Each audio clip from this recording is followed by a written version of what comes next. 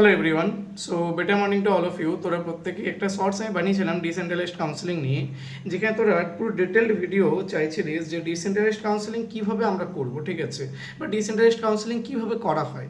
দেখ, আমি পুরো এখানে ডিসেন্ট্রালাইজড কাউন্সিলিং এর ডিটেলসে ডিসকাস করব যে কী যায়, কীভাবে রেজিস্ট্রেশন হয়, বা কোন কোন কলেজগুলো ডিসেন্ট্রালাইজড কাউন্সিলিং করে, প্রসেসটা কী আছে, কীভাবে হচ্ছে সিট অ্যালোকেট হয় এর মধ্যে, তারপরে সিট অ্যালোকেট হওয়ার পর কী কী প্রসেস আছে।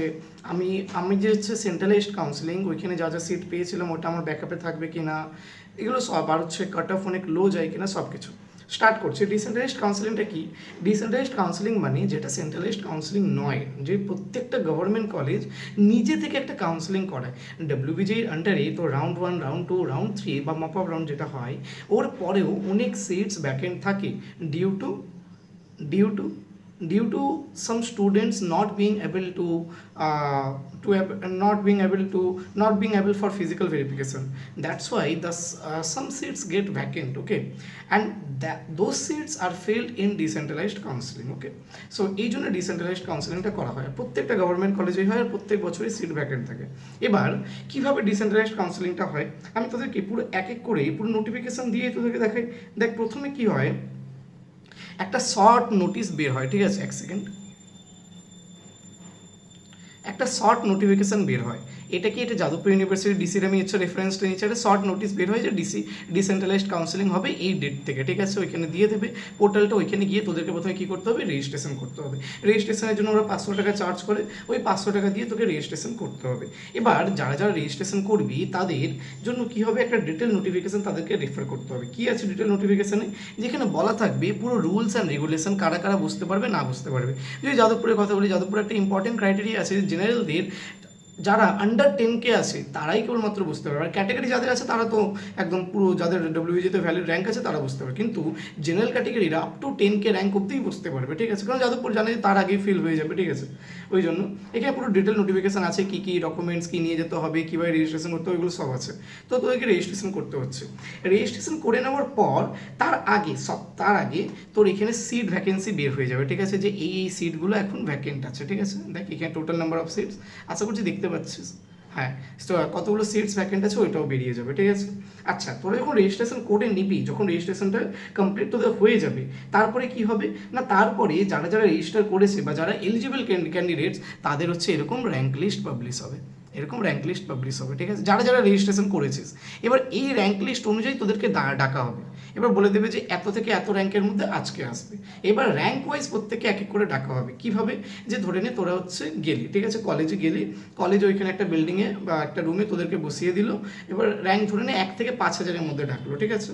তো 1 থেকে 5,000-এর মধ্যে যারা যারা এলিজিবল আছিস তারা এই হচ্ছে এই তোর হচ্ছে নোটিফিকেশান অনুযায়ী বা এই নোটিশ অনুযায়ী যারা যারা এলিজিবল আছে তারা চলে গেলি।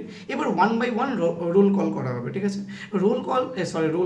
র্যাঙ্ক কল করা হবে, ঠিক আছে, র্যাঙ্ক ওয়াইজ এটা কিন্তু, ঠিক আছে। এবার র্যাঙ্ক ওয়াইজ ধরে নিই কারো র্যাঙ্ক আছে 2000, তাকে ডাকা হলো, ঠিক আছে। কারো র্যাঙ্ক আছে ধরে নিই 1800, কারো র্যাঙ্ক আছে 2000, তাহলে আগে 1800 র্যাঙ্কে ডাকবে, তাহলে 1800 র্যাঙ্কে প্রথমে ডাকা হলো। এবার তাকে ওইখানে হচ্ছে লাইভ স্ক্রিন দেওয়া থাকে যে কত সিটস ভ্যাকেন্ট আছে না আছে, এবার ওই অনুযায়ী তাকে চুজ করতে হবে।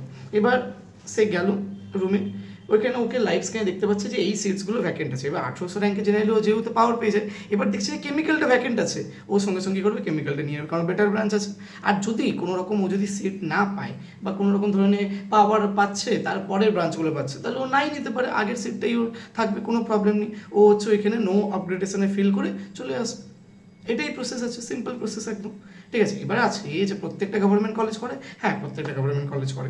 কাট অফ কি লো যায়? ইয়েস লো যায়। যা মাপা পর্যন্ত কাট অফ গেছে তার থেকে একটু লো যাওয়ার তো চান্স থাকে, যেহেতু বাকি সিটসগুলো নিয়ে এখানে কাউন্সিলিং হচ্ছে। ডিসেন্ট্রালাইজড কাউন্সিলিং সবাই পার্টিসিপেট করতে, ইয়েস সবাই পার্টিসিপেট করতে পারে। তুই মপাপে ফার্স্ট রাউন্ডে বা ডব্লিউবিজির কাউন্সিলিংয়ে ওয়েবসাইটে যদি রেজিস্ট্রেশন নাও করিস, তুই ডিরেক্টলি ডিসিতে পার্টিসিপেট করতে পারিস, কোনো প্রবলেম নেই। কিন্তু তোর এর জন্য ডব্লিউবিজির একটা ভ্যালিড র্যাঙ্ক থাকতে হবে, ঠিক আছে। আচ্ছা, ডিসেন্ট্রালাইজড কাউন্সিলিং কাট অফ অনেক লো যায়, ইয়েস কাট অফ তো লো যায়, ঠিক আছে। আর ডিসেন্ট্রালাইজড কাউন্সিলিং অনেক আনপ্রেডিক্টেবল, কারণ ওই সময় কতজন রেজিস্ট্রেশন করছে, কতজনের কাছে নিউজটা পৌঁছাচ্ছে। তাই জন্য বলি সবসময় এই চ্যানেলটিকে সাবস্ক্রাইব করে যখনই কোনো কাউন্সিলিংয়ের নোটিফিকেশান আসবে ডিসেন্ট্রালাইজড কাউন্সিলিংয়ে আমি আগে শেয়ার করে দেবো, ঠিক আছে। তো সাবস্ক্রাইব করাটা অনেক জরুরি আছে। আর বাকি ডিসেন্ট্রালাইজড কাউন্সিলিংয়ের ব্যাপারে সব কিছু বলে দিলাম, কী কী আছে প্রসেস আছে সব কিছু বলে দিলাম, পুরো নোটিফিকেশান দেখিয়ে বলে দিলাম, ঠিক আছে। আর বাকি এটা সমস্ত গভর্নমেন্ট কলেজেই হয়। আর ডিসেন্ট্রালাইজড কাউন্সিলিং সবাই পার্টিসিপেট করবে, হয়তো বেটার ব্রাঞ্চ পেয়ে যেতে পারিস, ঠিক আছে। আর ব্যাস এই পর্যন্তই। আর হচ্ছে ডিসেন্ট্রালাইজড কাউন্সিলিংয়ের ব্যাপারে আর তো কিছু বলার নেই, খালি কেয়ারফুলি রেজিস্ট্রেশনটা কমপ্লিট করিস, কারণ রেজিস্ট্রেশনের টাইমে অনেকে কিন্তু হচ্ছে অনেকের রেজিস্ট্রেশন ক্যান্সেল হয়ে যায়, তো ওটা কেয়ারফুলি করে নেবে, আর টাইমের মধ্যেই করতে হবে, ঠিক আছে। আর বাকি তো হচ্ছে ওটা লাইভ কাউন্সিলিংয়ে এক টাইপের, ঠিক আছে। আর কোনো রকম হচ্ছে ব্যাকআপ সিট তোর ক্যান্সেল হবে না, এটাও বলে দিয়েছি। ব্যাস এই পর্যন্তই, ঠিক আছে। তো কেমন লেগেছে ভিডিওটা তোরা জানাবি। আর যা যা ডকুমেন্টস ওটা কিন্তু এই যে এখানে যে ডিটেল নোটিফিকেশান আছে এইখানে সব দেওয়া আছে, ঠিক আছে। তোরা যদি একবার ডিটেল নোটিফিকেশান পড়তে চাস তোরা আমাকে বলতে পারিস, আমি হচ্ছে আমাদের হোয়াটসঅ্যাপ গ্রুপে জয়েন করে রাখতে পারিস, আমি এটা পাঠিয়ে দেবো। আর হচ্ছে এখানে একটা জিনিস আছে, একটা ইম্পর্টেন্ট ক্রাইটেরিয়া আছে, হ্যাঁ, যে ডিসির জন্য, যেখানে যে এসসি স্টুডেন্টসের সিট যদি বেঁচে যায় তাহলে কোথায় কনভার্ট হবে, এইগুলো নিয়ে যদি কেউ ভিডিও চাস তোরা আমাকে জানতে পারিস। থ্যাংকস টু অল, দেখা হচ্ছে অন্য কোনো ভিডিও।